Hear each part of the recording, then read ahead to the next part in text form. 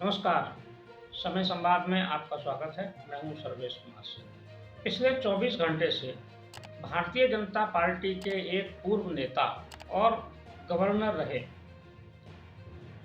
एक जमाने में चर्चित छात्र नेता भी रहे, पश्चिम उत्तर प्रदेश के प्रमुख जाट बिरादरी से संबंध रखने वाले सतपाल मलिक इन दिनों चर्चा में हैं।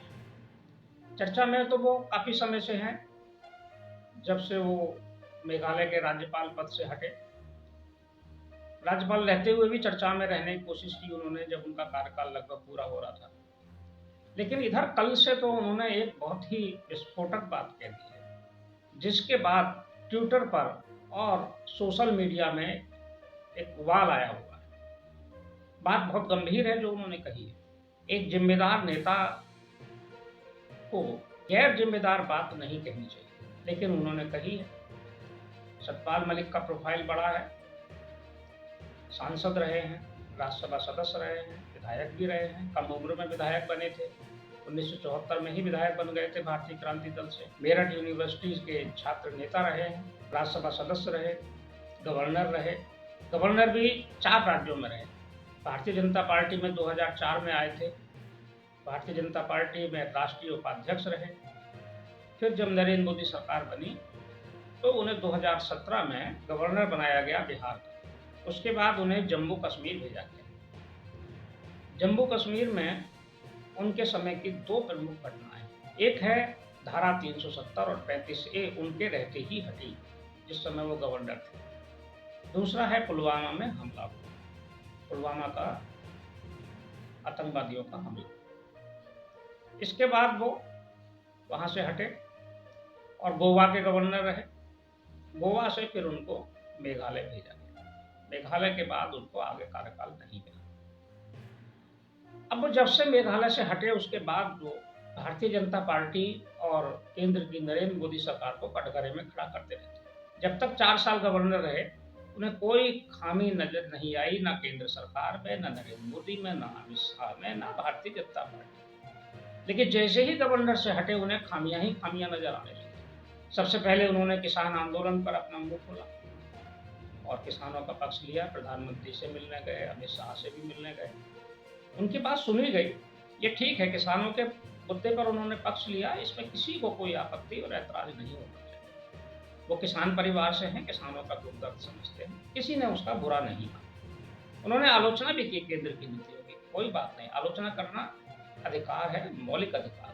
किसी को जरूरी नहीं है कि सारी बातें सबको पसंद ही आए सरकार की, नापसंद भी आ सकती हैं। नीतियों से सहमत भी हो सकते हैं, असहमत भी हो सकते हैं।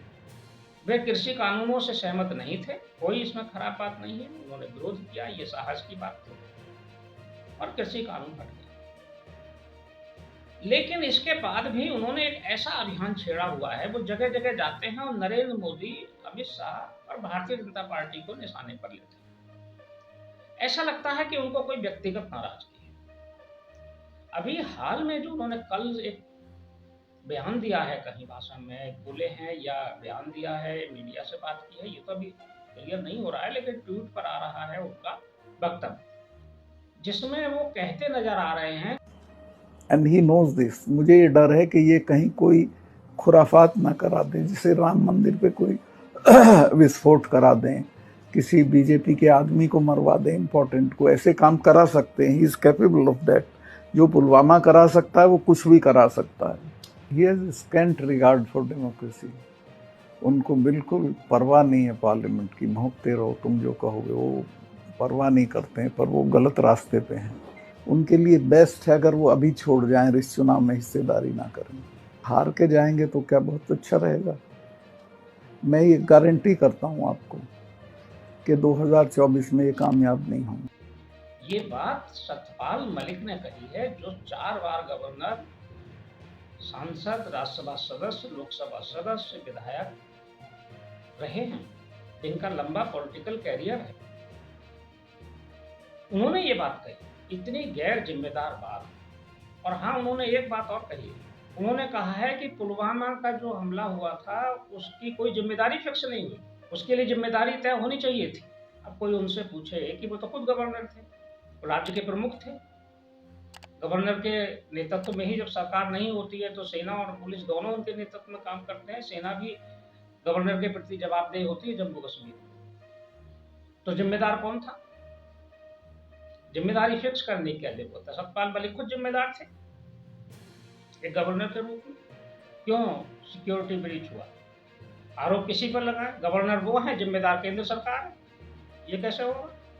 जो कानून व्यवस्था के लिए जिम्मेदार है वही जिम्मेदार भी होगा घटना के लिए। अब उन्होंने जो नई बात कही है कि ये कुछ भी करा सकते हैं, ये मतलब केंद्र सरकार या केंद्र के बड़े नेता या सरकार में बैठे लोग, कैसे ऐसी गैर जिम्मेदार बात कोई कह सकता है कि राम मंदिर पर भी ये अटैक करा सकते हैं, विस्फोट करा सकते हैं, किसी नेता को हमला करा सकते हैं?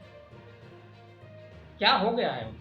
आखिर किसकी सहानुभूति बटोरना चाहते हैं? तो भारतीय जनता पार्टी को कटघरे में खड़े करे, कोई आरोप नहीं, कोई आपत्ति नहीं।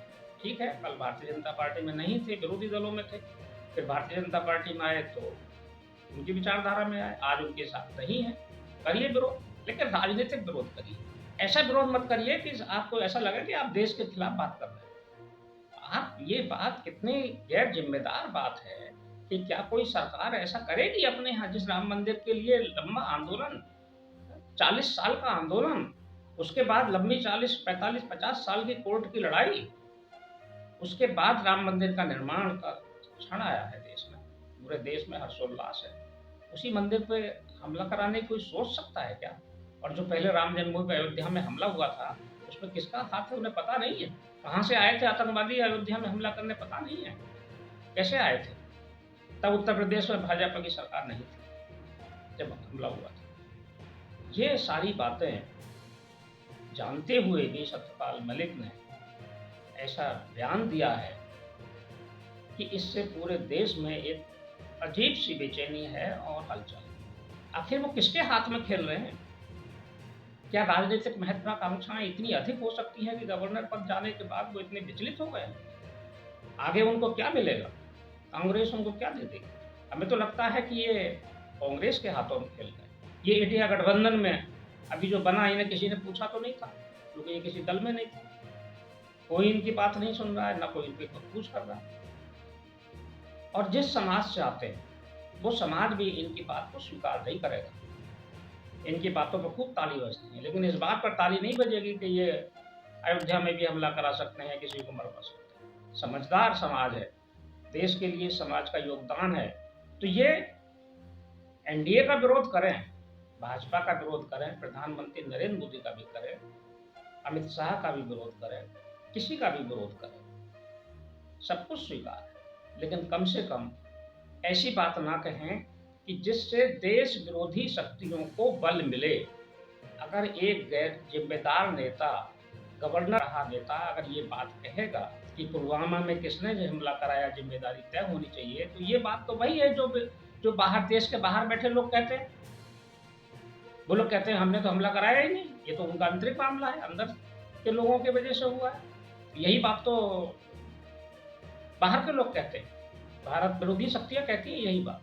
और इस तरह की सोच रखना, इस तरह की बात दिमाग में लाना, कल्पना भी करना कि कोई राम मंदिर पर हमला करा सकता है या कर सकता है, ये सोचा ही नहीं जा सकता। और ये सोच आदि भी नहीं, किसी की हिम्मत नहीं है राम मंदिर पर हमला करने। हमारे सुरक्षा बल, हमारी सेना, पुलिस बल जो भी वहाँ तैनात है, वो हर तरह का जवाब देने में सक्षम है। और राम मंदिर सबकी आस्था का केंद्र है। वो बहुत हिंदू मुस्लिम की बात करते हैं, उन्हें ये भी मालूम होना चाहिए कि जब राम मंदिर पर हमला हुआ था अयोध्या में, तो जो पीएसी के जवानों ने आतंकवादियों को मारा था, उसमें एक जवान मुस्लिम भी था। उसने डटकर मुकाबला किया और आतंकवादी को मार दिया। तो इस तरह की बातें सत्यपाल मलिक जैसे नेता को शोभा नहीं देती। जिम्मेदारी से बोलना चाहिए, जिम्मेदार पद पर रहे हैं और जिम्मेदारी का परिचय देना चाहिए। उनका अतीत एक गौरवशाली अतीत रहा है। वो चौधरी चरण सिंह के साथ रहे हैं, चरण सिंह के साथ वो राजनीति की है, उनको सम्मान मिला। वो बीपी सिंह के साथ रहे हैं। बीपी सिंह जब कांग्रेस से अलग हुए थे तो जो 3 प्रमुख नेता अलग हुए थे उसमें आरिफ मोहम्मद खान और सतपाल मलिक भी थे बीपी सिंह के साथ। ये लोग सत्तारूढ़ दल को छोड़कर आए थे और इन लोगों ने जन मोर्चा बनाया था, जो बाद में जनता दल बना। एक सत्ता परिवर्तन हुआ, वीपी सिंह सरकार में आए, प्रधानमंत्री बने।